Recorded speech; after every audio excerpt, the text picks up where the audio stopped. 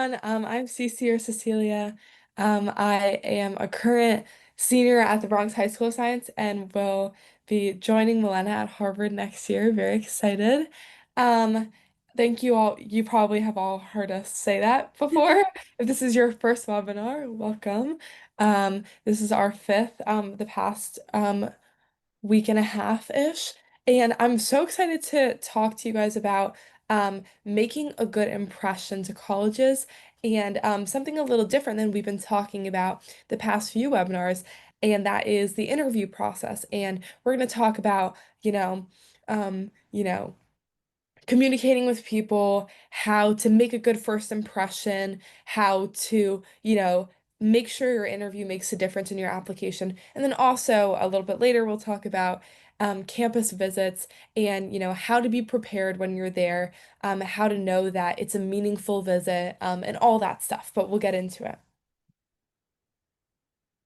Yeah, so like Cece was talking about, first we're going to talk about interviews, what exactly they are, how you can best prepare for them, what you should expect, all of this information. Because, for a lot of high school students, this will be one of the first times that you're being interviewed for something, in a professional capacity. So it definitely can be nerve-wracking. Um, but we're going to try, to make this process as simple as so you guys can understand and so you guys can prepare for it. Because I know I personally was very nervous for my interviews, but I noticed as I did more interviews, as I practiced more, and that's something we're going to be talking about, um, how you can do that, the better I got at them, and the less nervous I would get. And ultimately, the less nervous you are, the better you can perform in them. So, Okay, let's just start off with the basics. Interviews, if you've never heard of an interview, I assume that's not the case, but they're just going to be a conversation between you and a college representative. For most schools at this point, interviews actually don't hold as much weight as they used to. When your parents were probably applying to colleges, the interview was probably, one of the biggest parts, if not the biggest part of their college application and their profile when applying to different colleges.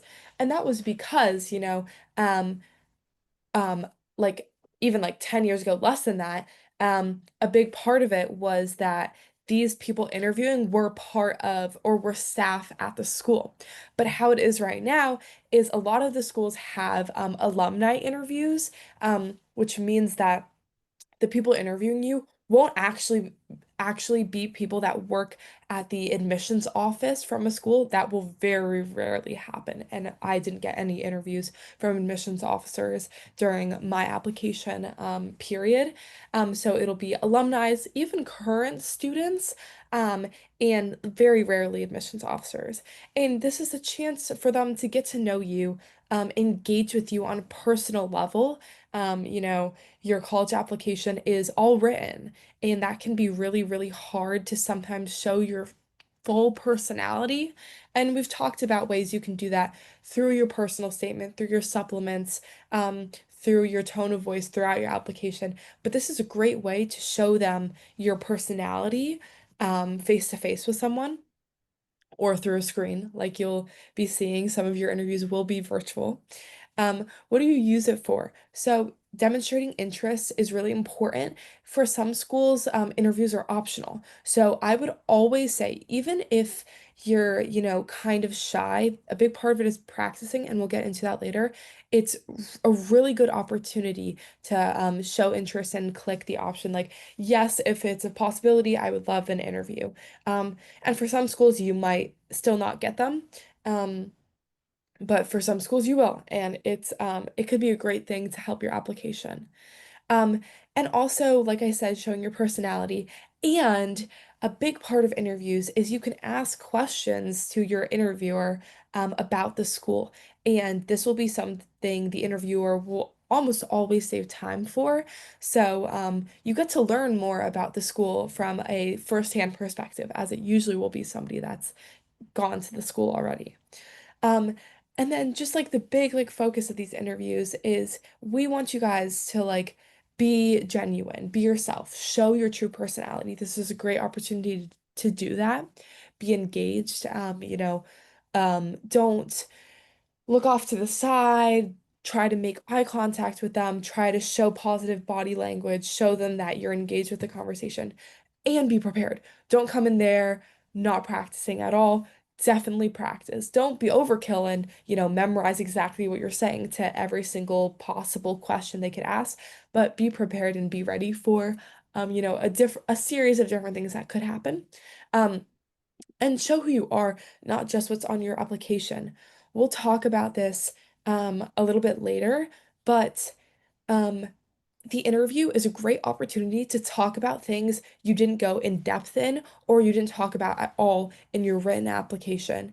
So, for example, an interview is a perfect time to give a bunch of examples within the extracurriculars or organizations you're in. So don't just talk about how you're captain of the debate team, talk about a specific debate tournament where you really led your team to winning a specific medal. Get into the specifics, and we'll get into all this later. And then lastly, like we've talked about in almost every other written component, leave a positive impression. Smile during your interview. Be attentive. Ask your person questions. React to the things that they're saying. A lot of the interviews I had was just the interviewer, kind of talking about their personal experience and show them that it's interesting and that it's something you want to be a part of. Yeah, and just one thing I wanted to highlight that Cece mentioned is a lot of the time, and I want to make sure people understand this because it's a misconception people have. The interviewer is an alumni from that institution, and it's not somebody who works actually within the admissions office. They're not an admissions officer who gets a vote on whether or not you get into the school or not. So what that means is that you don't have to view the interviewer, as your enemy or as somebody who it has all this power to decide whether you're going to get in or not. Your interviewer is ultimately your ally because at most schools, when you're doing the interview, the interviewer's job is simply to advocate for you. Their goal is to learn the most they can about you and convey that information to the people who actually are making a decision about whether you do or don't get into that school. So, you want to view them as an ally. And I think that mindset shift is what really helps a lot of people improve, when they're practicing, or even just makes them feel less nervous because they're thinking of this person that's, having their interview as somebody who's on their side. And I mentioned this last week, but something you get to do when you actually start college is you get to request your admissions file, which is something that I did this past year. And what I can say is that the longest part of my admissions file, which if you don't know, is basically where they put all of their comments and notes about your application when they're deciding whether or not you should get in or not. Um, the longest part of my admissions file was actually the write-up from my interviewer. So the admissions officers, they wrote, a couple of sentences, a very short paragraph each, but then the interviewer wrote almost 3 pages worth of comments based on a 45-minute interview. So um, truly, the interviewer, you need to view them as an ally, as somebody who can advocate for you because they have the opportunity to let the admissions officers know about more information about yourself, like Cece was saying. So, it's just important that we view this interviewer not as an enemy, but as an ally. They're your friend. They are there to ultimately help you get into college. Um, okay, and then why the interviews are so important. Like I mentioned, it helps the college and the admissions officers learn more about you beyond the application. So, like we've mentioned this and last week, there are limitations on the amount of things you can include in your application. So you can only list 5 awards on the common application. You can only list 10 extracurriculars. So you might be somebody who has more experiences than the space on the common application allows for. Or maybe you maybe don't have that many extracurriculars, but you have a lot of different experiences within this one extracurricular that you can't fit into 250 characters when you're describing that extracurricular on the Common App. So this is a great way where you can explain those different experiences that you might have because you didn't have space to include them elsewhere. So um, it's a great way for the colleges to get to learn more about you beyond the application. It's also a great way for you to learn more about the college. This interview is a one-on-one conversation with somebody who either went to the college or currently is at that school. So, you can learn from their experiences. Like Cece mentioned, a lot of the interview is the interviewer talking about their experience at that institution. So those are things that you are learning about. And we'll talk about this more, but you should be asking the interviewer questions. Um, it should be like a natural conversation, but at the end, there a lot of the times interviewers will ask you, "Oh, do you have any questions for me?" This is a great opportunity for you to learn more about the school because ultimately, yes, a lot of the times, interviewers interviews will be evaluative, which just means that they're using it to help decide whether or not you get into the school. But they're also, a great opportunity to learn because you're making a decision as well. The school is making a decision about you, but you're making a decision about a bunch of these schools. What because at the end of the year, you're going to have a bunch of offers and you're going to have to decide which one, which school you ultimately want to go to. So, the interview is a great way for you to get information about that because ultimately you're making a decision about schools too. Like we mentioned, they're typically conducted by an alum, not really an admissions officer. That would be more of a rare case. Or there are schools, I know that Dartmouth has interviews conducted by current students, and there's other schools as well. They're usually informal and evaluative. So, like I mentioned earlier, that just means that the interview is used by the admissions office to help decide whether or not you should get in. But sometimes there are schools that just have informational interviews that truly are for your own benefit, that you can learn more about the school, get a perspective from somebody who has been there. Because, you might be really interested in a school, but you don't know anybody who went there or who currently attends. So this would be a great way for you to get to ask questions, learn more about it, and help decide if it would be a good fit for you. Yeah, and this is important because it's an outsider's perspective on your application. So it's not somebody in the admissions office, or it's not somebody, who went to your high school. It's somebody completely new. And like we mentioned, it's a great place to say new things that you weren't able to fit in other parts of your application. Um, a lot of the times, I like to tell people who are going into interviews to just think of it as kind of like a vibe check on the school's end. They want to make sure that you're somebody who is interesting, who would bring, positive energy to their campus. And, the example I always like is, you know, admissions officers are assembling a class of students, and they want to make sure that that class of students is engaging. That, when this new class of students comes to their campus and they have food at the dining hall, you want to make sure that these are the type of students who are going to be having engaging and interesting conversations at the dining hall. So, it's a great way to from the admissions officer's perspective to just kind of get a sense of who you are. Are you somebody who is interesting to have a conversation with? So truly take a deep breath and don't stress and be super nervous going in because that's not the right mindset that's going to allow you to truly flourish and show your true personality to your interviewer. Um, think of the or not the admissions officer, the interviewer as somebody who is on your side, who is going to advocate for you to the admissions officers. And look forward to learn more about this school because the school is making a decision if you're a good fit for them, but you're also making a decision about whether that school is a good fit for you.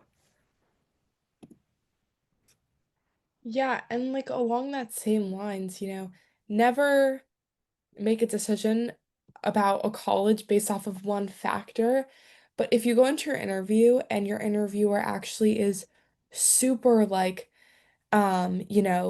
hostile or like trying to put up this front that like, this place, this school is, super elite and like you have to like really try to impress them and they're just like putting over a weird persona, that might be something to think about. Oh, like I don't want that, vibe from a college, you know what I mean? And if you're getting that vibe also from different parts of your research that you've done, that's a great thing to think about and be like, okay, that's not actually what I want out of a college. Um, but really, every interview that I had was, a fun place to talk to someone new. It wasn't ever, super terrifying and stressful. And I think interviewers, because they're often alums, they are self-selective. So interviewers are usually people that want to be there and, really want to like interact with students. Okay, let's get into um, common questions that might be on every single interview you do. Um, the first one is like the tell me about yourself, who are you? Introduce yourself. When you go into an interview, always shake their hand. Um, Always introduce yourself, say your first name, your nickname, your preferred name, your last name as well. And engage them in some chit chat before you start. Don't go right into it, right? Let them kind of engage you in chit chat. Um, and then oftentimes, the first question will be something along the lines, okay, give me your spiel or tell me about yourself. So prepare that spiel, you know what I mean? Prepare like a 30-second to 1 minute, you know, who I am and what's important to me. For me, that's something that I really, thought about beforehand and like would practice with my parents. Because, like, what's the first thing I want this person who's meeting me for the first time to get from me? Like, do I want to say, oh, you know, I'm Cece and I worked 3 jobs the past year? I don't think like that's what's most important to me, you know what I mean? Um, you know, Sometimes it's good to, kind of state like who you are and not go into the specifics at the beginning and be like, "Hi, I'm Cece and I'm an athlete. I'm a passionate, physics student, things like that, things that, you think are important to you, and then go into depth later about it. And oftentimes that first like minute of tell me about yourself will go into the next question, and there your interviewer might be like, I want to hear more about that thing that you talked about. So that's oftentimes how the beginning will go. Um, then there's expect this at every single interview, and this is the one question that you really, really should be preparing before every single interview, and it's the why this college question. Also, keep into account that all of the interviewers interviewing you will not have read your application because they're not admissions officers.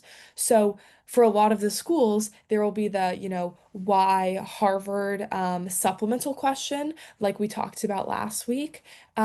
But your interviewer will not have read that. So, what I did before my interviews for each school was I read that supplement that I'd written, just to get like a brief, uh, just so I could remember exactly like the main points of why I like this school. And that's a good way to jog your memory. And then do a bunch of research. Find the unique things about the school that kind of are related to your personality or your extracurriculars. Um, Find, you know, professors and you know uh different classes that they have that are really niche and interesting and specific to like what you want to do. The more you talk about the school and the more you talk about the specific programs that they have, the better you look. um but also make sure you're connecting it to yourself. You don't want to just ramble about the cafeteria food menus that you've read about on Reddit, right? You want it to be related to your application. Next is, what are your academic interests? This can be along the lines of, what do you want to study? Sometimes they'll ask that. Um, did you put a major in your application? Always know. what major you put down before going into an interview. For me, my majors were totally all over the place depending on the school that I applied to.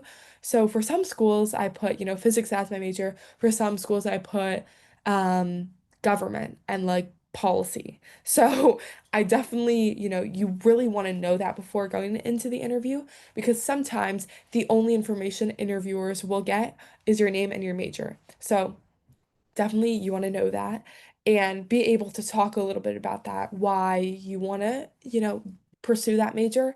Even if the answer is, I don't really know what I want to do, think about that answer and think about why it connects to, your academic journey so far and why, that's important to who you are as a student. The next question is, what are your strengths and weaknesses? Also, I just want to preface, we're going to go more into depth about these particular questions in the next few slides. This is just an overview. But the next question, that I think I might have gotten asked almost every interview was, what are your strengths and weaknesses? Um, and we'll talk. I want to save talking about that one for the slide because I think there's a lot of good information on that slide. The next one is, what's a challenge you've overcome? Um, don't be afraid to talk about something personal, but don't talk about um, you know something that makes you uncomfortable because you don't want to be uncomfortable during an interview. You want it to be, a fluid conversation. And then the last one, where do you see yourself in 10 years? Or, what do you see yourself pursuing in the future? Something along the lines of that. And again, it's okay to be like, I don't know. But then if the answer is I don't know, be ready and be able to give multiple options or ideas to show that, you're being proactive even though you don't know right now. And that's totally okay. Okay, so like Cece mentioned, we're going to go more into depth about all of these, but these are some just more overview of some examples. So, how do you spend your free time?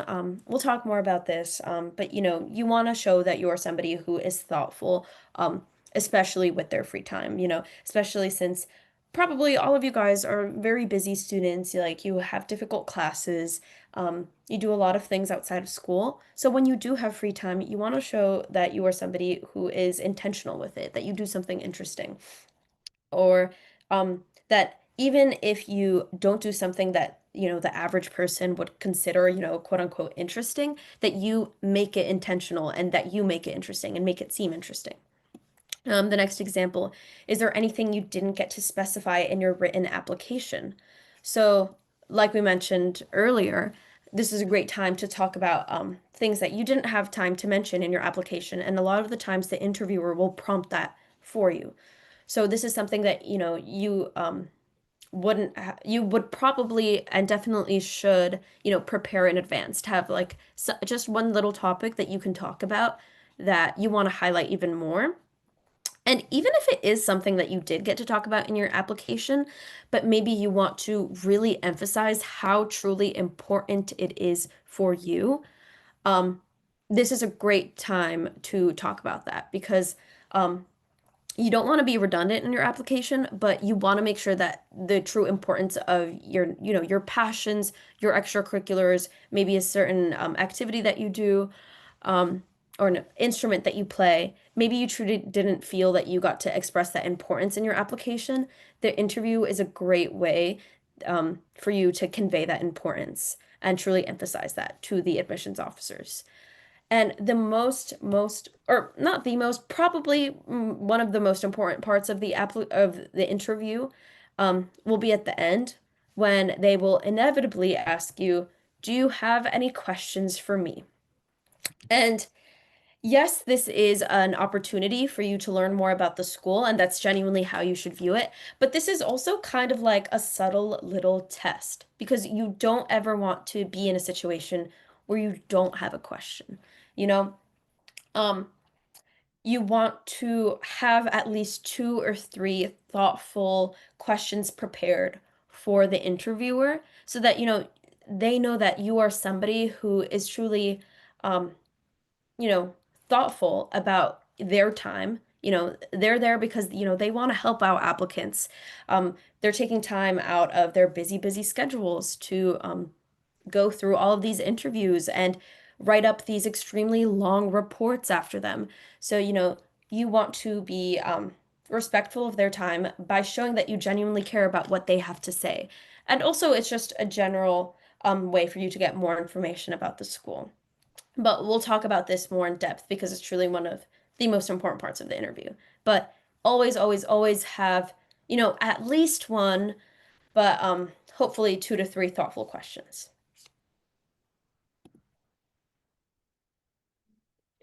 Yeah, okay. Before we get into like some specific questions and more detail on those, how are you supposed to like prepare for these interviews? And this is, preparing is the thing that's in your control, right? So you have full control over how much you're preparing, what you're researching. And this is a great way to not get stressed when it comes down to the actual interview, you know what I mean? So this is a great way to relieve some of that stress. And part of that is, practicing with other people.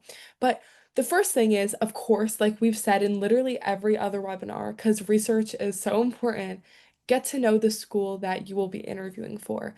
Know specific programs, no programs you would want to be a part of if you were to go to that school. Um, does the school have like a motto that connects to your values? I know in one of my friends, um, when he was interviewing for U Chicago, um, kind of like the fake motto is like where fun dies. And he talked about that and how like he saw that as a challenge and like, he wants to be able to like, squeeze the fun out of his experience. And like he made it kind of like a joke. And when he was telling me about it, I was like, wow, that's really unique and like really like showed his, creativity and like his personality really well just through like, the first question that they ask. So, that's a cool thing to keep in mind. Special opportunities. If you're into research or want to do that in college, do research about the research programs that they have, especially for like freshmen. Doing research about freshman opportunities is a really cool thing to talk about because it shows you're thinking about, where you would be in the next year. And of course, why you're applying. Like, what makes this school different in your eyes? And that may be something they ask as well. They might ask, what's different about this school, in your opinion. The next thing is, prepare to answer the common question, why this college? And that just goes back to your research. All of this research you're doing, should be preparing you to answer that one question, you know what I mean? And again, when they're asking you about yourself and like who you are and what you like to do, that's a great time to connect it to the college as well. But really, um, you should be doing the majority of like what's unique about the school and what's unique about like your experiences and why those two things connect in the why this college question. Um, and practice the common questions like we've talked about. Um, and prepare thoughtful questions to ask your interviewer.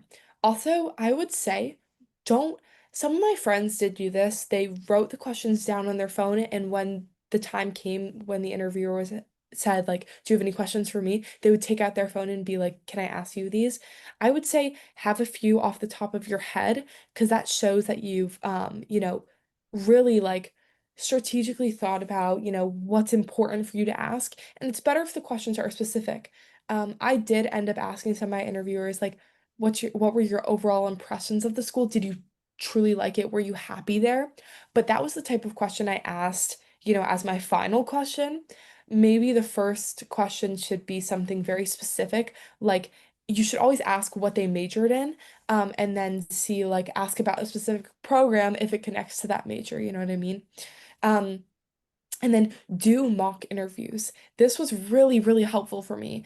I did a bunch of mock interviews with my friends that were a year above me who had already been through the process because they knew the type of questions that were going to be asked. They knew the way interviewers were going to say them and how they were going to respond once you had answered a question. So it's always great. Find people that have been through the process recently and tell them. Um, to, really grill you and quiz you. And if you're a shy person or if you, get nervous during interviews, I would even ask like a family member or a teacher or a student or a counselor to give you a mock interview and be very like, stoic during the interview, be very, proper, just so you can get experience and practice with that. And kind of like how that is awkward sometimes, and that's inevitable sometimes, and that's okay. Um, and of course, another thing you can personally control, um, dress neatly, business casual, don't show up in a full suit and tie with, the little like pockets square in. Don't do that. That's a lot. Um, and some interviewers will also even say in their email, like, don't feel pressured to wear anything super, like, fancy. And if they say that, take that into account. Um, Sometimes on my interviews, I wore like a cardigan, like a sweater that was a little bit nicer, and like black dress pants, something like that. And don't show up in like, Air Force One sneakers, wear something, a little bit more proper. Yeah, something I wanted to add on is also in terms of dressing, it's something you can gauge before the interviewer. We can before the interview. We'll talk more about like how the actual process goes, but what happens a lot of the time is the interviewer will reach out to you via email and say, "Hey, I'm so and so. I conduct interviews for this college's admissions office, and I'm contacting you because you indicated that you would like an interview." And they'll explain everything, and then they'll tell you. Um, like you'll coordinate a time and a place, and based on the place, the location, you can sort of gauge how you should be dressing. So for example, I had an interview that was in a coffee shop, um, and for that, you don't really want to like show up in a full suit and tie, because you want to sort of match the environment. Whereas I had other interviews that were in, offices that were midtown. I had one in a law firm in this my interviewer's office. And so for that, you might want to dress up more for that. You want to match the environment that your interviewer um or that your interview is going to be in. So, at a law firm, lawyers are probably going to be wearing suits. So for that, I showed up in a suit. Um, because yes, I wanted to present nicely for the interviewer, but also you want to make sure that you're comfortable. You don't want to feel over or underdressed. And that is something that I think about, and I knew that I would be more comfortable if I matched the environment. And that's something that I recommend to people. Gauge um, from the location that your interview is going to be. General tips for an interview: be authentic and enthusiastic. Don't sound too rehearsed. So, what does this mean? You might be thinking, oh, wait, I have to prepare, but I can't sound too rehearsed. What you don't want to do is you don't want to memorize answers. You don't want to be sitting there and just reciting all these classes that you would want to attend, or you don't want to say, "Hi, I'm Milena. I am from," like you don't want to sound robotic. Um, you want to, sound like you're having a real and authentic conversation with this person. And, you know, um, one thing that I try to do that helps me get into that sort of mindset is genuinely be interested in what this interviewer has to offer for you in terms of, the information they can provide about your school. Be positive. You want to have your interviewer associate you, with positive emotions. So you don't want to speak negatively about other schools or teachers or, anything in general. Um, and if you do talk about, things that are negative or certain hardships that you've experienced, you want to always end it in an uplifting tone because, just like I said, you want the interviewer to associate you, with positive energy because they're trying to advocate for you to admissions officers who are trying to decide if you would be a good addition. And somebody who's a good addition at a school is somebody who's going to bring great energy, who is going to uplift the people around them. So you want to be positive. What this doesn't mean is if you're somebody who generally isn't super, hyper and very like optimistic, you don't want to pretend to be somebody you're not. So don't try to think you have to overcompensate and not be genuine. But you do want to avoid, being overly pessimistic and just having a negative outlook because that's sort of the energy that the interviewer is going to associate with you, and you want them to associate you with positive energy. Like Cece mentioned, you want to make sure you're making eye contact, shake their hand at the beginning, show that you're actively listening. um, I think a lot of the times, when I'm helping people practice, what people tend to do is that they finish their answer and then they already start worrying about what they have to say next. So they don't listen to how the interviewer is responding. Um, and you might talk about a certain experience you have had in high school, and your interviewer might be giving you advice about um, certain programs that are similar to something you talked about at the college that you're interviewing for, and you might miss that information because you're worrying about your next answer. You want to be truly engaged in what the person is saying. Also because you want to be respectful to them and their time. And also you want to show to them that you are somebody who knows how to actively listen. Um, because not only is it rude, but also it's going to send the wrong message to the interviewer. You want to avoid yes, no answers or just simply like one word answers because you want to give the interviewer information about yourself so that they can advocate for you. So this is why it's so important that we see the interviewer as an ally or a vessel to communicate information to the admissions officers. Because um, if they ask you a question and you just say yes, no, I'm not sure. If they ask you, oh, what do you plan on studying? I don't really know. You've given them no information. There's nothing that they can convey to the admissions officers besides this person doesn't really seem too enthusiastic about their studies. Even if you truly don't know what you're studying, you can, like Cece mentioned, give them a bunch of different options of things you're considering. Or if the reason is that you don't know because you're between two different things that are very different, you can, explain that to them or say, I'm really passionate about this, but I also really want to be a doctor. And so I want to be pre-med and do all these things. These are things that are better explained so that so that the interviewer can understand that and convey that to the admissions officers. Be conversational, don't be robotic, like I mentioned. Think of this as truly a conversation. You are learning things from the interviewer, and the interviewer is learning things from you.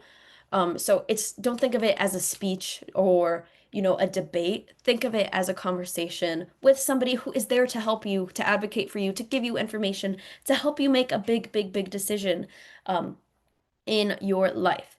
So, and like Cece mentioned, a lot of the times these are self-selected people because, once you graduate college, the schools will probably reach out to you and say, hey, do you want to be an alumni interviewer for people who are applying to this school? The people who are going to sign up for these interviews are going to be people who are extroverted, who are, really nice, who are people who, want to help, or else they wouldn't be taking the time out of their busy, busy days to do this. So you have to view them as somebody who is going to help you, who wants to be there, because that's truly what their situation is. And like we talked about yesterday, the resumes are important. You want to consider bringing a copy so that they can learn more about you. You'd probably give it to them at the end of their interview because you don't want them to be looking at it while you're talking to them, because you want them to be engaged in conversation with you. And this is important because, like Cece mentioned, because these are alumni most of the time, um, they don't have access to your application. They haven't read your personal statement. They haven't looked at your extracurriculars lists or the resume that you uploaded onto the Common App or any of the honors or awards or any of your grades for that matter. So the resume is a great way for, them to just have like a visual reminder of all the things that you've done and that you talked about during the interview. Because, like I mentioned, after the interview, which generally lasts like 45 minutes, they go and they have to write what can be end up a 3-page report. And, you know, it's better if they don't have to rely just on their memory, if they have, a visual just reminder of things that you've done, things that you talked about, to just spark their memory when they're writing that report.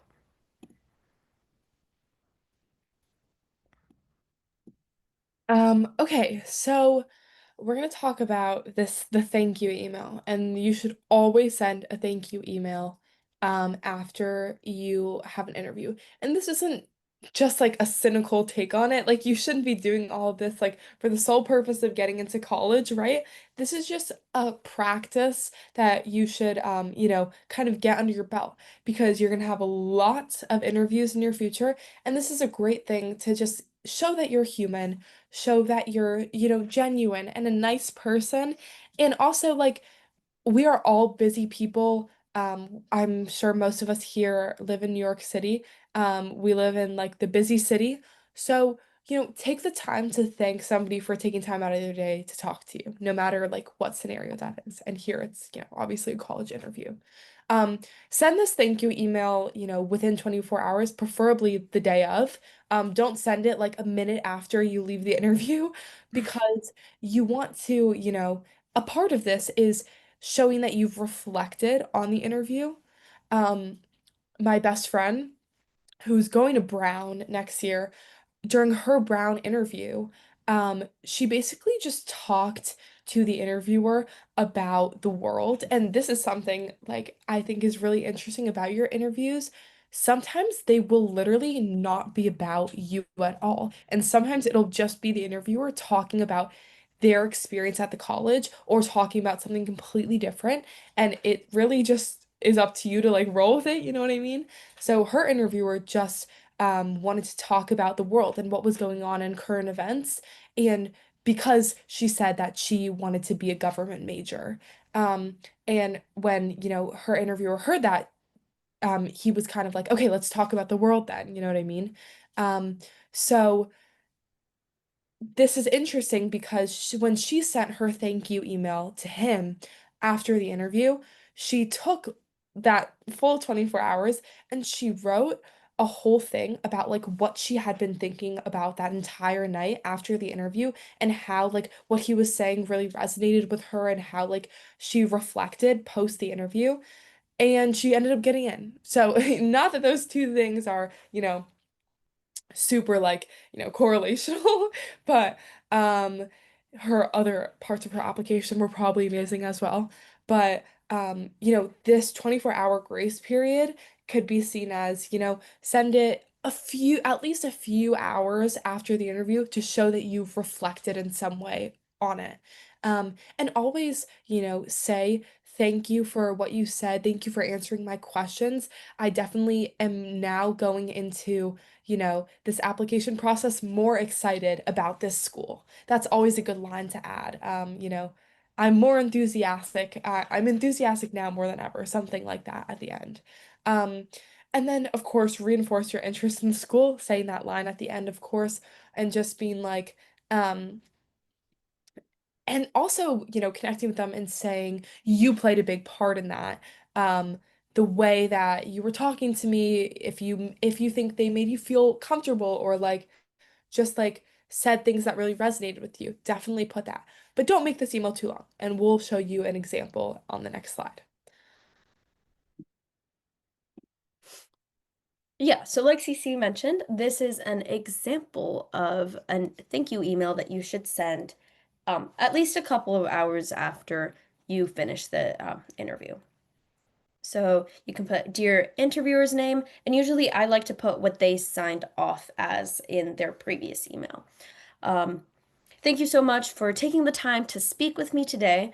I really enjoyed our conversation and appreciated hearing about your experiences, especially your insights into, and then you can insert something that, maybe advice that they have shared about the school or anything that you guys talked about that would make sense to include in the email. our conversation made me even more excited about the possibility of attending the school that you interviewed for. And it confirmed how well the school aligns with my interests in whatever you want to study or pursue. Thank you again for your time, advice, and kindness. I'm grateful to have had the opportunity to learn more of the school from your perspective. Sincerely, and then your full name. So, it's brief, it's to the point, it shows gratitude, and it mentions specific things about the interview. Um, Not only to show gratitude, but also, we don't want to be cynical, but we also want to spark their memory when they're writing up that report to make sure that they highlight things that that you thought were important about the interview that you want them to highlight in that report. And these are the most important things that you have to consider when you're writing the thank you email. Make sure you do it. Make sure it's brief. Make sure it's not generic, that it's specific to that interview, and make sure it shows gratitude. So these are the things we want to consider. Okay, now we're going to get more into the nitty-gritty of just a few of the frequently asked questions, and we're going to talk about the most frequently of the frequently asked questions in interviews. So, number one is tell me about yourself. I already talked about this. It's can sometimes and very often be the first thing they ask you. Um, don't, just ramble about your resume. Don't say, I was debate leadership. I was captain of this team. I had a 98 overall average. Don't do that. You sound like a robot, and it's not showing your personality, which may be, the most important part about an interview. Um, Share a brief story about, who you are, what drives you, what your interests are. Don't just say, I like to play basketball. Say why basketball has changed your life. That's a different, way to show, and that already separates you from all the other interviewees that they've had. Um, and then talk about the past. So, where you're from, say, if you want to talk about your background, like I would always say that I'm Puerto Rican. I'm very connected to my like culture, that I speak Spanish, all of these things. Um, the present, so like what you're involved in currently, what you are passionate about in the moment of time that you're in right now, and then connect that to the future, what you want to do in hopefully the college that you're interviewing for right now or in the moment. And then tie in something that connects you to the school or major. So in the tell me about yourself, and you actually don't have to do this at the moment at during this, first minute of you talking. Um, it might be something they ask later, but if you feel like the time's right, if you're telling them about yourself and saying, I'm just a really, nonconformist, chill type of person that just that just likes to have late night conversations with my friends and not worry about crazy tests and everything. And that's why I want to go to Brown because the structure aligns with it. That might be something you want to add in there at the end. The next question, why do you want to attend this college? We already talked all about this, so I won't bore you guys, but that's where you bring up your research, be specific, mention the specific, unique things that you researched, connect it to what you've already talked about in the interview, if you've talked about things already. And avoid vague answers like great reputation. Don't say that, Don't say, I want to go there here because of the name. That's the worst thing you could possibly say, and not something they want to hear, even though it might be true. And it's okay if it is true partly. Or like a nice campus. You can talk about how you stepped on the campus and you felt an amazing energy, and then, go more specific into that, but avoid generic phrases. Um, and connect what you bring to what they offer. That's a big part of it. Like I said, giving the whole, this is a part of my personality, or this is a part of like the things that I do that are meaningful to me. And then this is why that perfectly aligns with the school that it is. And one thing I just want to add is for the first one, you want to make sure you're not rambling and going on beyond a minute. Um, So, that's a question that you definitely can practice. You don't want to memorize specific answers, but you kind of just want to know kind of the vibe of what you're going to say when they ask, tell me about yourself. And you want to make sure you're not rambling. And for the second one, what you don't want to do, because Yes, you want to mention specific courses, programs, professors, aspects about the school that make you want to go. But what you don't want to do is do something like, well, I'm really into this sort of specific subfield of research, and my idol since I've been 3 years old has been this specific professor at this school, and he teaches this one class, and I want to be at that one class. Like, you don't want to do that. And I mean, you might think that sounds great, but what happens or what can happen is, professors end up leaving schools or certain classes end up, not being taught anymore, or professors switch which classes they want to do. So, what I kind of like to tell people is that is a great sort of piece of evidence and like bear with me, this might not make sense for a second, for what should be a sort of like what I like to call like a thesis for why you want to go to this school. Um, and you can have certain, programs, professors, things you want to participate in, clubs that sort of show how this one thing that you're passionate about um, that pertains to the school and how these different programs, teachers, courses sort of reflect that. And I think Brown is a great example because of, their flexibility with pass failing classes and there being no, you know, course requirements that you can take any classes that you would like if you attend Brown. And you can say that like your overall thesis is like this sort of learning structure is something that aligns deeply with the way that I learn and the way that I process information. And, using those sort of aspects or certain courses or elements about the school to sort of reinforce this thesis. Um, and, this is just a suggestion for how you should approach it. You don't have to come in with, oh, this is why I want to, like, no, you don't want to sound like that.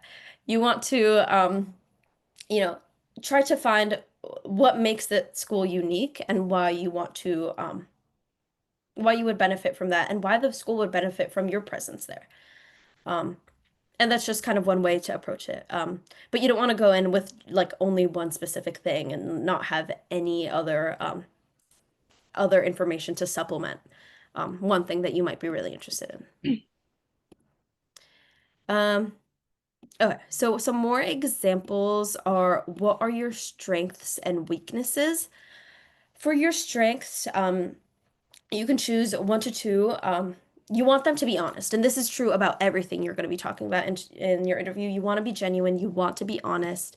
You want it to be relevant. You don't want to talk about something that happened when you were 3 years old, because unfortunately, what your strengths were at three might not be um, considered strengths when you are 18. So you want to make sure it's relevant.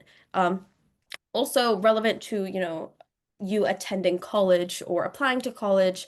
Um, you don't want to pick something random that doesn't relate to how you would contribute to the campus.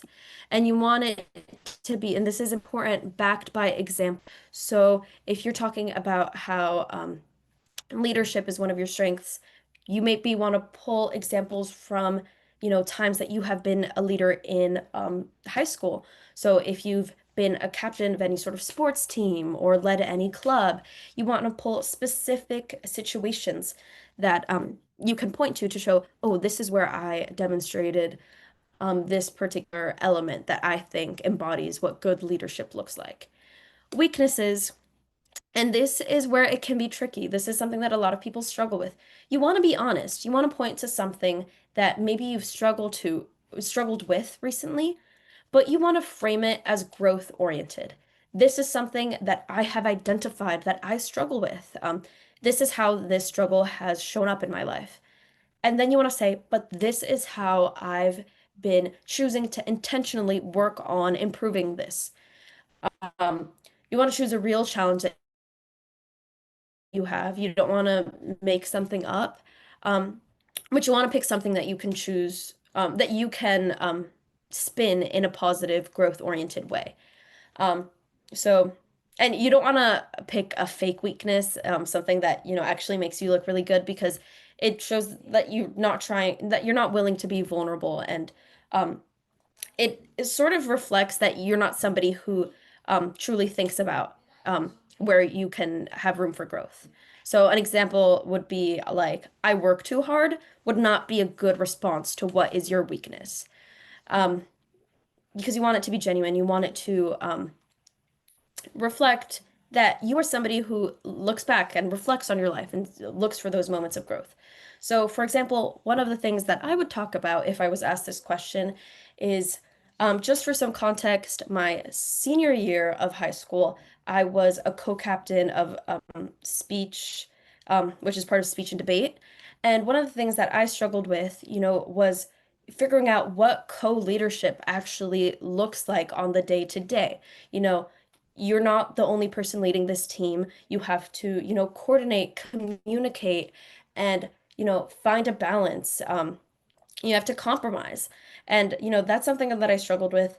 And that's something that I would talk about and be like, here are certain instances where, um, conflict has arisen because of these sort of situations. But here is how I noticed this issue, and here's how I'm addressing it because I know that this is something that, isn't sustainable and that, you have to work to improve upon. Another example of a question that you could be asked is how you spend your free time. Be honest and show balance. So you don't want to say, "Oh, I spend all my free time in a library because I'm very studious and I love, love, love to learn." If you're somebody who loves to read, you can say that in a way that sounds, more genuine and less like, you're bragging or trying to make yourself look really good for a college. Um, if you really like to read, mention specific series, book series, or novels or whatever it is that you are interested in, that you spend during your free time. So clubs, hobbies, work, creative projects, volunteering, these are all great examples of things you can talk about. Um, and like we mentioned, great opportunity for you to talk about things that weren't mentioned in your written application. And, these interviews and um, the overall college admissions process, why I love it so much is because it gives you an opportunity um, to reflect on your life, to think about the things that truly matter to you, why you spend your time um, doing certain things. And it might, for a lot of you guys, be the first time where you are formally, instructed to have these periods of reflection about your life. So, you actually might end up learning a lot about yourself. But, before you head into these interviews, you want to make sure you're taking the time to reflect about, how you do spend your time and what it is that you genuinely enjoy.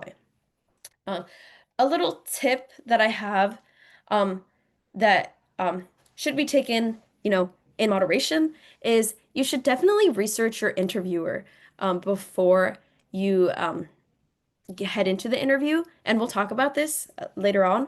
But, you want to do a deep dive on them. You want to look at their LinkedIn profile if they have one, which we talked about yesterday, or um, things you can find online. And if you happen to find, I don't know, some sort of niche thing that they are into and that you are also into, you might want to mention that and how you spend your free time because you want to give, that opportunity to connect um, with your interviewer. But what you don't want to do is you don't want to not be genuine. You don't want to lie about something that you're interested. So, for example, if you find that your interviewer um, competitively plays golf and is really into it, but you've never played golf ever in your life, you don't want to lie about that because, that's something that they're going to recognize almost immediately. And I just have a little example about this.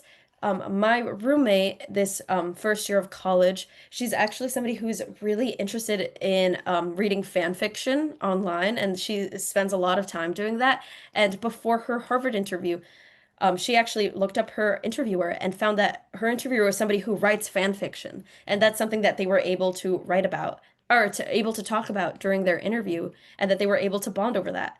And that's something that's very genuine to my roommate because she didn't lie about it. She genuinely is interested in that. And that was a special moment between them that was more genuine than maybe she would have if she didn't research her interview or and wouldn't have mentioned that. So, yeah. some advice for you guys.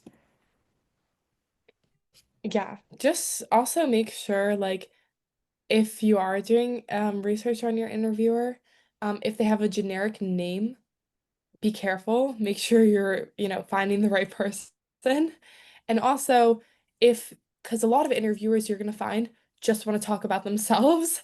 So if you find that happening and you're like, oh my gosh, everything they're saying is stuff that I read on their LinkedIn profile, act like you've never heard it in your life before and act like it was the most interesting thing you've ever heard in your life. Um, Okay, now briefly we're going to talk about the, what else question. Your interviewer may ask at the end if you have anything to add, or something that they do ask a lot is there anything you weren't able to put on your written application and anything you weren't able to say today that is important to you and that you'd like us to know? For me, I had won an award, a really big award that I think was really cool and like special to me. Um, and I had won it after the written application was due. And there are ways you can like submit additional info that has happened after you've submitted to different colleges, but some colleges don't even have that. So that was something that I would talk about in this like end stage of the interview. Um, and it also shows that you didn't just stop doing everything you're passionate about when you submitted your college applications. It shows that you're continuing to, work on yourself and do the things you love, and which really reinforces the idea that you really do love to do them to your interviewer. Um, this is also a good part to, ask them questions about themselves. If you get the vibe that they're not gonna, prompt, do you have any questions for me? This is a good place to, initiate that. Um, and you don't have to say yes to this, to the, is there anything else you'd like to add? Um, and instead, this could be a really good time to, you know, ask them questions about themselves and be like, I don't think I have anything else to add, but I want to thank you and also say that, what you said about the college or what you spoke about today and in my interview, really helped me. And I'm really going to think about it because I think it'll help me make a decision about what school is right for me, that type of thing. Um, and then ask them about their experiences. That's another thing you could do here. Instead of always, asking a question, sometimes just like prompt them, can you tell me more about the major you did? Or even though that's not the most specific thing, can you tell me more about a specific experience that they mentioned in passing during your interview? Because that shows, you're listening attentively and you're very interested. So, this is a really open-ended question and it's up to you what you want to, kind of get from it. But make sure you don't ramble at the end here and say, "Wait, I didn't tell you about these four extracurriculars. Let me tell you right now." Don't do that. Pick one thing or, just go into the asking them questions about themselves.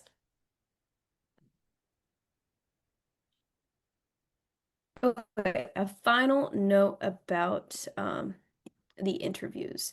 Um, Not all colleges offer or require interviews.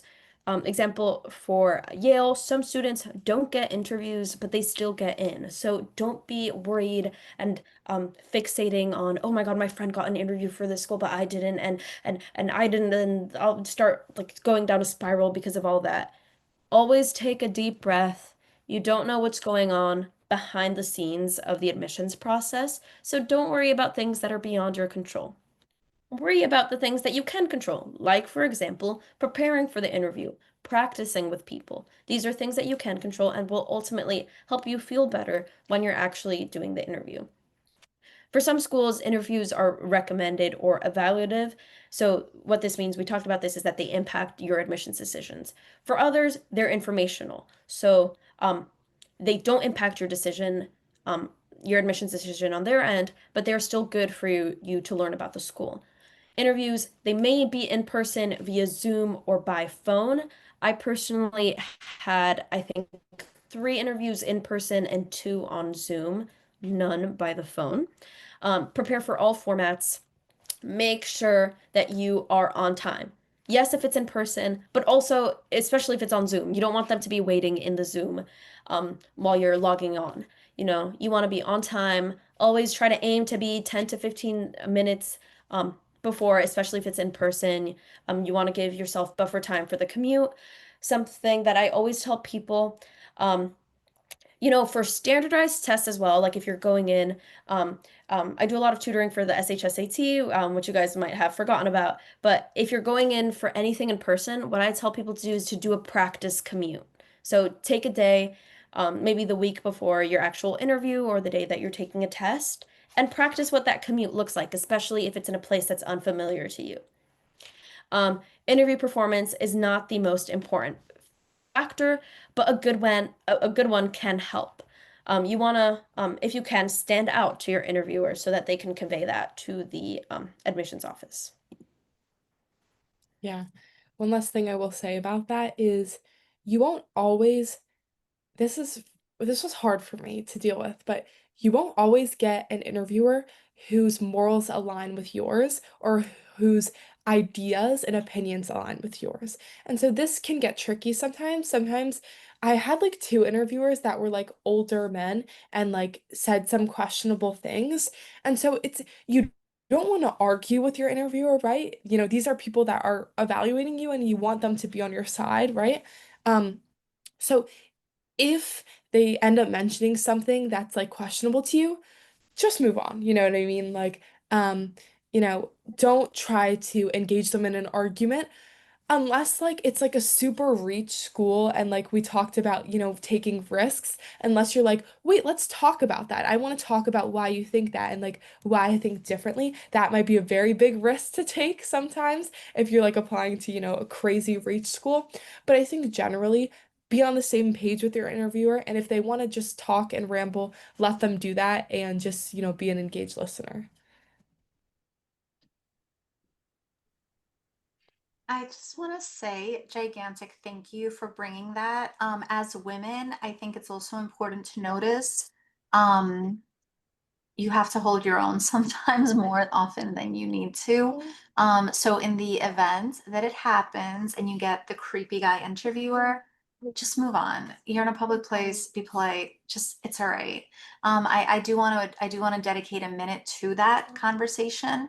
Um, just it happens, and quite frankly, it happens more often than you want it to. So, I have heard of some young ladies interviewing for Princeton and Yale, and they did have what I felt was an inappropriate dinner. I personally thought it was wrong, but again, it was they had dinner, they moved on, and it was okay. I will tell you right now, interview, hope for the best, and move on. It's okay. And I appreciate you taking that moment, Cecilia, to say, maybe it happened to you. Um, it's okay. You stay strong and you present well. And I don't want to go off on a tangent, but I mean, I just think it's always really interesting. People, not that much lately, but people were like, "Oh, honey, sweetie," and I was like, "Sweetie, I'm a lawyer. I'm a shark. I'm a business owner. Like, what do you mean, so sweetie, me?" Okay, and I always just thought it was really fascinating to refer to me as honey or sweetie. I always just found it so funny, like, oh, Sweetie can do a whole lot more than be nice. So just remember, no matter what you get, I'm glad that you brought that up. I actually really want to commend you for being so open and transparent about that, because that is something that's a little bit of a rough, takeaway, that the interview might go a little sideways. And in the event that that happens, it's okay. You're in a public place. It's okay. Just move on. It's fine. I've had about 1,000 sweeties come my way. I'm doing just fine, guys. All right. Thank you. Thank you so much for bringing that up. Yeah, of course. Um, we have like 15 minutes left and like quite a few more slides to go. Do we want to save these for tomorrow and do some questions, or do we want to get started? I think we should try to go through the slides. Let's do, are there a lot of questions or? None yet. So, Okay, fine. So let's keep going. We'll go through the slides, and as you're doing that, we will have that takeaway that no matter what, keep going. It's the end result that matters. Okay, and let's see where Sweetie is in 4 years, guys. A college graduate. All right, let's keep going. okay, now we're going to talk about college visits and the etiquette that you guys should present yourself with and just taking the most you can out of a college visit because ultimately it's taking time out of your day. You want to do what you can to get the most out of it. Okay. So, planning the visit. So, when to go. Ideal time is the summer of your junior year, or even before then, if you have the time to. Um, or what ultimately ends up happening a lot of the time is in the fall of the senior year. But maybe you can gauge this from our webinars from last week. The fall of your senior year is going to be busy, busy, busy. So the more things you can plan ahead of time in the summer or before then, the better, because you're going to feel more relieved. And also, ideally, by the fall of your senior year, you should already know what schools you're applying to. Visit when classes are in session if you can, so that you can get a feel for the real atmosphere. So, when students are attending classes, so not when students are on breaks, during holidays, or during final weeks, because that's when students are taking exams. So the atmosphere is going to be slightly different, sometimes really different from what a typical day in the college life um, will be like. So, how to schedule? Register in advance on the school's admissions website. So you can look up any school, go to their admissions website. You can look up admissions college tour, and a website will come up where you can register for different kinds of tours. There are guidance, there's information sessions, interviews, overnight stays. And if these aren't available, or sometimes all of the available tours will be booked, so you can consider doing a self-guided tour where you go to the campus, look up a map, and just kind of check out the tour on your or check out the campus on your own. And if you're an athlete, which we'll talk about more tomorrow, you can set up meetings with the coaches. And Cece can tell you more about that tomorrow. What to bring? You should bring a notebook or a notes app so that you can write down impressions from the school. I would always come with a notebook and questions that I wanted to ask. I would always do research beforehand, look at different programs. A lot of the times it's going to be a student who is guiding the tour. So you can ask them specific questions about things that you were unclear about, or um, just questions you might have. And we can give you examples of things that you can ask um, later on.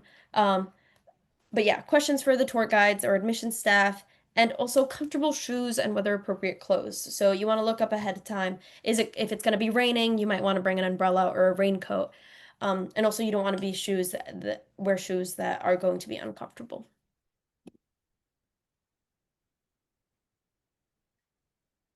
Okay, so next, of course, is right after preparing for the visit, what are you supposed to do during the visit? It's really tempting to be like, once you get there, just like, walk around, see how you feel. That's a big thing that me and my friends would talk about. Like, did you get the feeling when you got there? Um, and while that, is very tempting and like a good thing to do, it's also really important that you're taking the most you can out of each and every visit. So make sure you're taking notes. At the same time, make sure you're listening and being attentive because, sometimes when you're taking notes, you can miss things. So try to, do short bullet points of stuff that you might want to look up later after your tour guide mentions them. Um, and then ask your guide a big thing that I would do, and I know sometimes, the guides didn't love it, but some people did like it because they like talking about themselves, was when we were walking from one place to the next, there would be like multiple minutes of time where the guide wasn't talking. And so I would go up to them and like ask them personal things about their experience because they weren't, talking to the full group during that time. So that's a great thing to keep in mind. It during the admissions information session, this is just like overarching, um, you know, takeaways about the admissions process and the specifics about that school. So that's a great time to, take notes as much as you can and learn about like financial aid and specific programs and stuff like that. Um, and then probably a good time to ask questions if they open it up to questions at the end. Because a lot of the times it'll be an admissions officer giving those sessions, so they'll know different things than the students that will be giving you your campus tour. And then explore independently. Try to get a student to let you into a dining hall or let you into, their dorm. Some campuses are, more tricky about this than others. Um, Visit a campus cafe or like an ice cream place, um, or sit in a class if, it's allowed. If you have any friends that attend the school or family or cousins or anything like that, try to get them to, show you around. Um, Something I would do, and I know this is very like, outgoing of me, is I would walk up to a random student and be like, "Hi, are you happy? Do you like it here?" And you don't have to do that by any means, but honestly, it really helped. And like a big thing that I had heard about, like the biggest negative about Harvard was that people are less happy than they were at other schools. And so this is something I really like wanted to see, ultimately making my decision. And so I just asked every student I could find there, how they felt, and I saw how students re interacted with one another.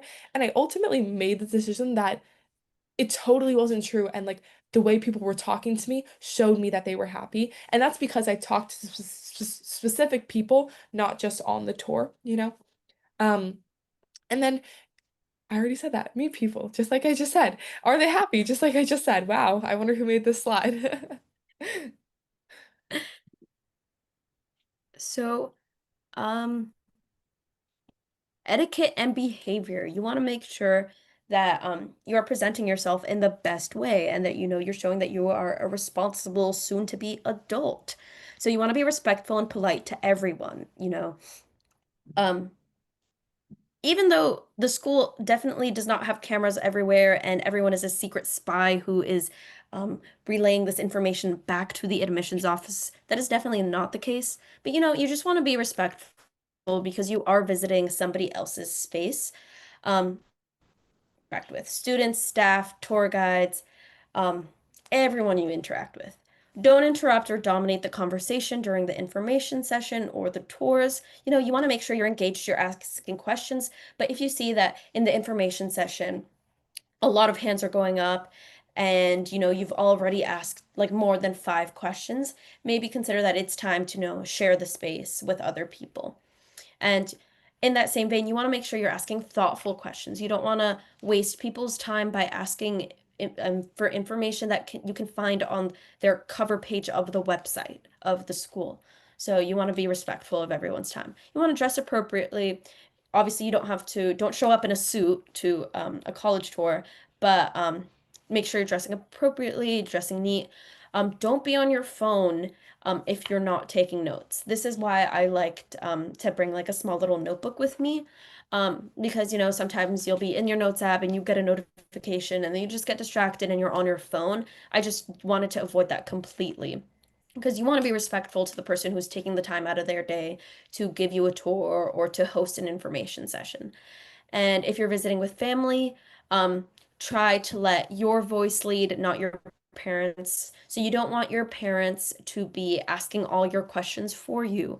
Ultimately, this decision is for you. You will be attending this institution. So you want to be the one that, is having your voice um, be heard.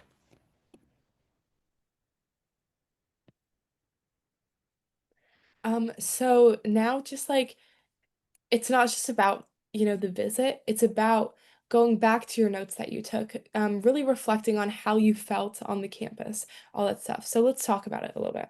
Um, Part of that reflection is thinking to yourself, what did you like? What didn't you like? Which one outweighs which, and what didn't feel right or what did feel right. Um, there is that like we've talked about this or I've mentioned this, but there is that kind of like pressure to get the feeling from that college that is the perfect college for you. I personally never got like, wow, this is my place. It's so much better than everywhere else I've toured. I didn't get that. I ended up just like really liking most of the places I toured, which, is just a comment to my personality. So it's okay if you don't get that immediate, this is my place feeling. And if you do, that's amazing. And make sure you take notes and have research to back that feeling up.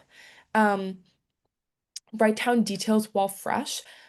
The night after I went on a tour, I would always have a conversation with my parents about what I liked, what I didn't like, and like the facts, and they would always push me to like really think about the specifics of what I enjoyed on the tour. And this is again helpful for writing your like why Yale, why Harvard essays, supplements.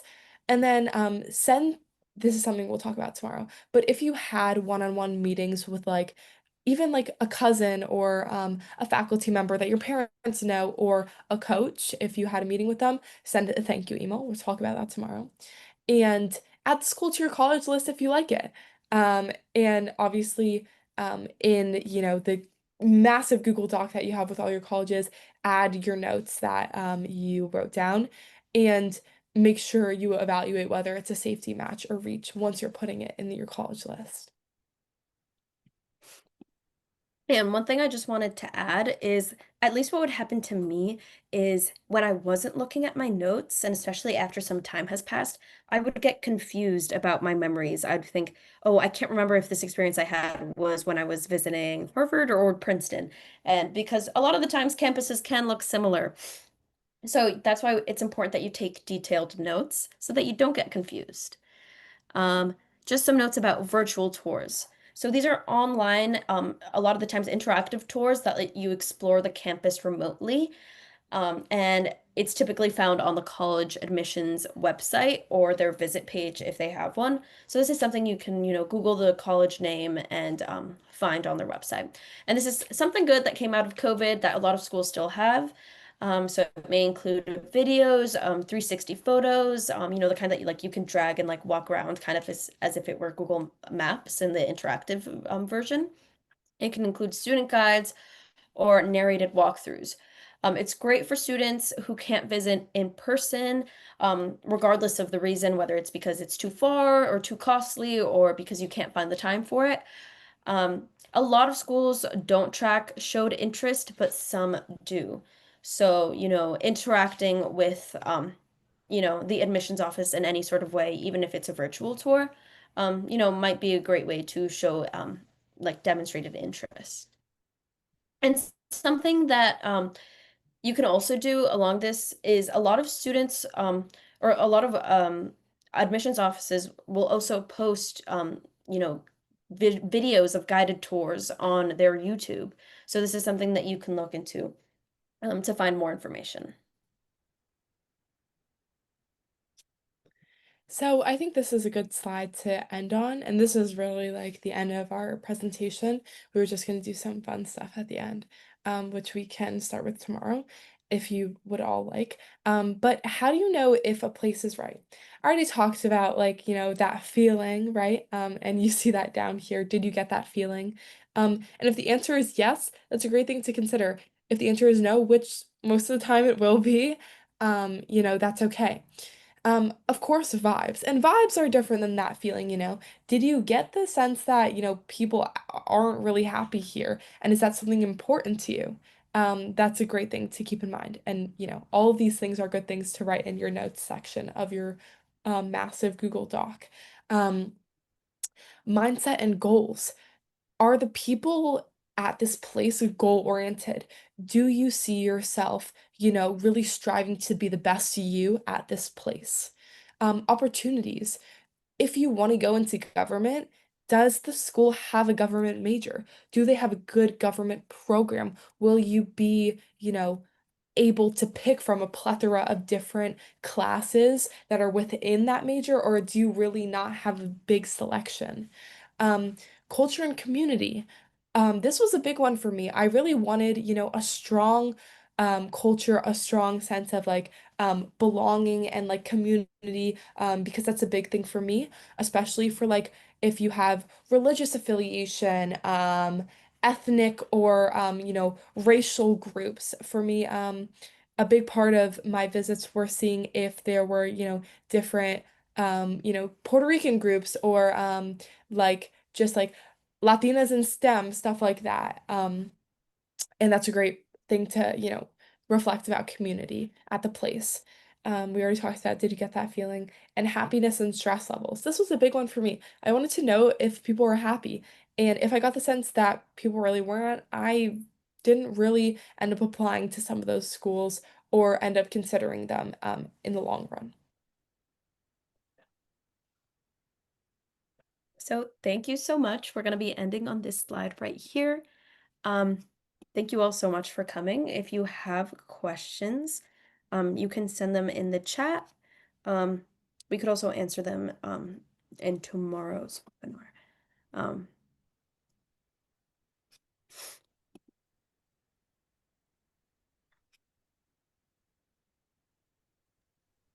Everyone, I do want to say, before I say my thank you, I just want to give some tips for parents quickly as well, just to remind all of you, make this a positive experience for your kids.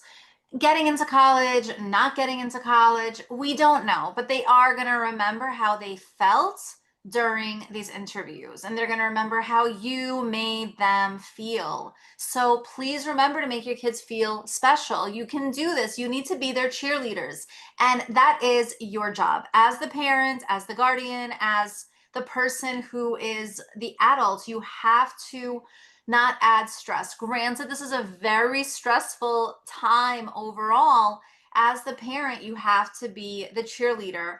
Milena, I have so many amazing years of knowing your mom, and Cecilia, I don't, but I want to share your mom was like cheerleader, and this is something. And Cecilia, if you could share as well, your parents, you said, had you journal and had you take notes and reflect. I mean, the parent, you have to be the cheerleader. This is so important.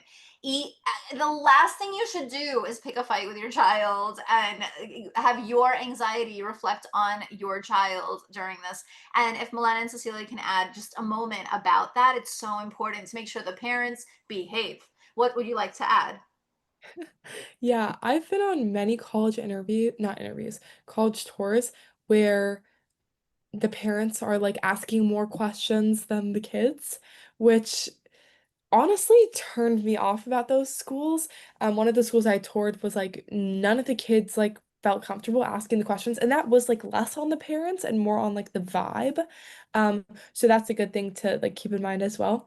And also like for me, just like my parents never pushed anything onto me. So they gave me really good advice about, what they thought I would like be good at, where they thought I would be good at, but they never said you should, ED to this place or EA to this place. And instead, they were super supportive in everything I did and just like challenged my thinking and made sure my thinking was reinforced by the facts.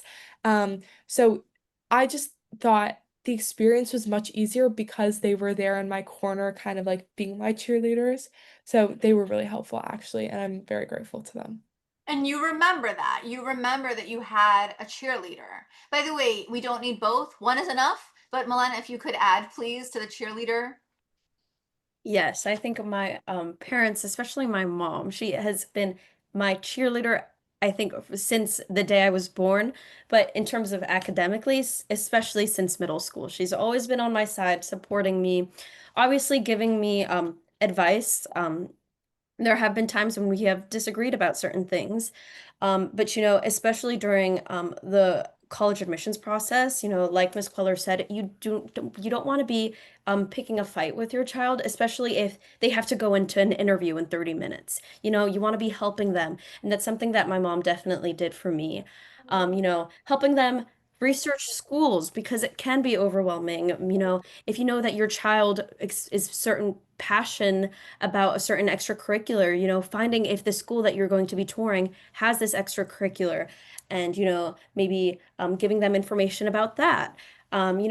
Like subtly helping them through the process can actually make the biggest difference because it can make them feel, less alone, less overwhelmed. So in this process, where they're getting so much information and it can be so, so stressful.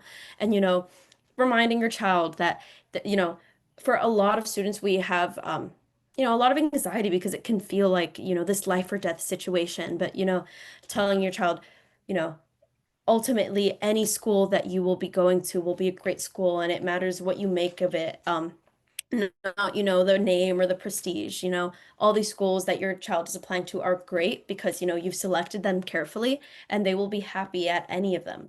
So, reminding them that and, helping them feel supported. And that's definitely what my mom did. So I am eternally grateful for her. And you feel it. And I just want to remind you, like, this is something you should know. And also, myself, as a child of immigrants, my parents were like, "You're born in America, like, you can be president." And I grew up, I was like, I can be boss. I'm boss, like, and in my own way, I am, like, this is how life turns out. Please remember positive words only. So I do want to share that. It is so important to share that you are positive, only positive. And it's perfectly fine if you cannot do that. But quite frankly, don't be in the room with your anxiety before your child has an interview for college or tours of school. Now is not the time. Your job, just positive. No matter what happens, positive. And I do want to share that. I want to take a moment. I would like to open up the chat too so that everyone can message. Milena, am I doing this correctly? I don't know. Host everyone so everyone can chat, so we can type a nice thank you. Ready? Thank you. THANKYOU. Got it? Thank you so much. And I'm going to unmute everyone. We're going to ask all to unmute, and we're going to count to 3, which is my favorite part of everything here. We're going to count to 3. Are you ready for this big count? Jacob, are you ready to count? Ready? 1, 2, 3. Thank Thank Thank you. you. you. Thank you so much. This was extremely informative and helpful and uplifting. And may we all interview like stars. I'm so happy we did this. Thank you to everyone. Tomorrow we are going to learn about the athletic college application. So interesting. And Milena has a busy evening going in my place. One day this will be you, Cecilia. Milena's going in my place to a state senator dinner. I cannot attend. So, Milena, you will be attending on my behalf, I think. Cecilia, you're running a webinar. Everyone is busy, busy, busy, busy. Got it? Everyone, super busy. All right, so enjoy, have fun, and here is to a wonderful, informative evening of phenomenal webinar once again. Thank you, everyone. Thank you for a great night, and we shall reunite tomorrow evening. Thank you, everyone. Farewell.